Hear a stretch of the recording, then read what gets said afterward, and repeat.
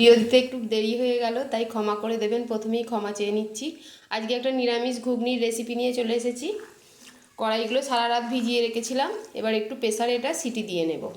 ওর সঙ্গে দুটো আলু দিয়ে দেবো ছাড়িয়ে।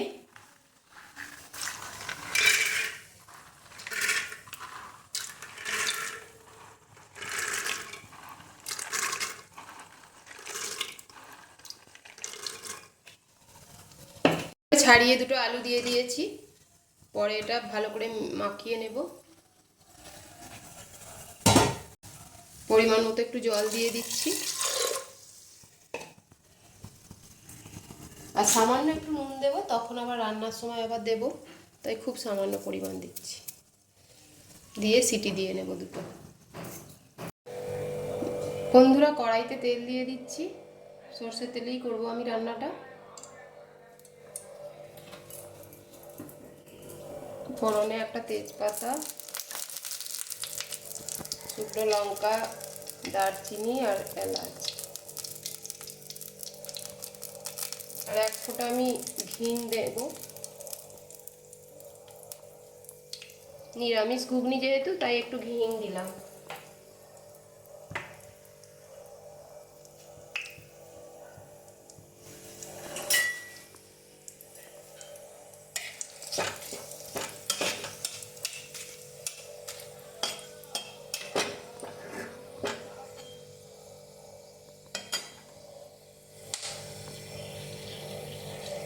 এবার আমি এতে একটু ক্যাপসিকামের কুচো, একটু টমেটো কুচি দিয়ে দিচ্ছি।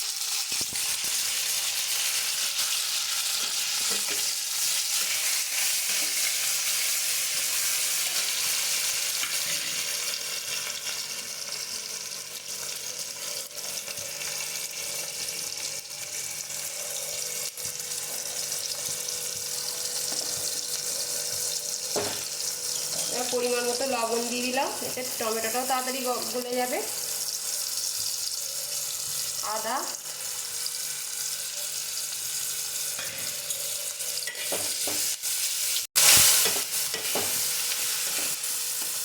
এবার একে একে আরও কিছু মশলা দিয়ে দেব, দিয়ে একবারে কষতে থাকবো। হলুদ দিলাম পরিমাণ মতো, ঝাল লঙ্কা,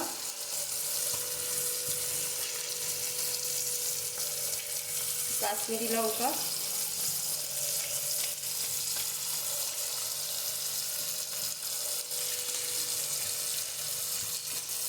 ধনে গুঁড়ো,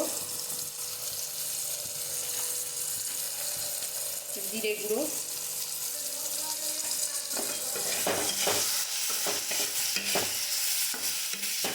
দিয়ে সামান্য একটু জল দিয়ে এটা কষবো।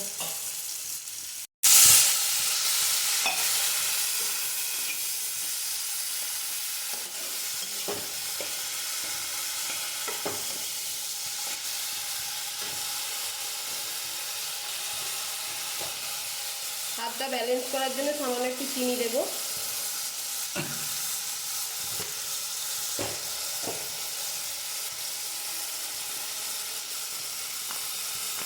আর দেবো একটু সস, টমেটো সস।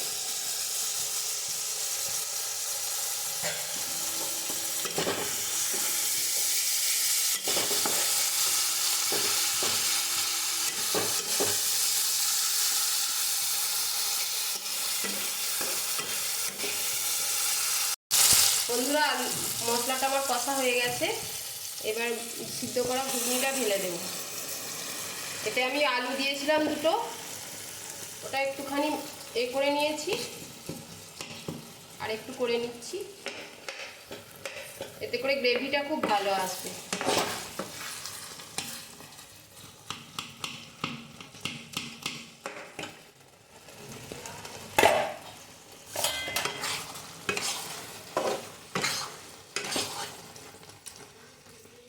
মশলাটা কষানো হয়ে গেছে বন্ধুরা, আমি জল দিয়ে দিয়েছিলাম, ওটা আর দেখানো হয়নি। এবার ঘুগনিটা আমার হয়ে গেছে।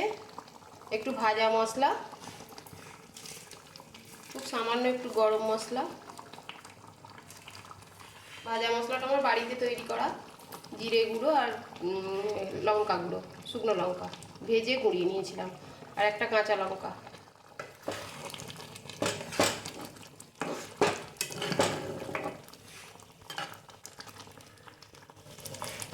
এটা এবার নামিয়ে দেবো বন্ধুরা, হয়ে গেছে।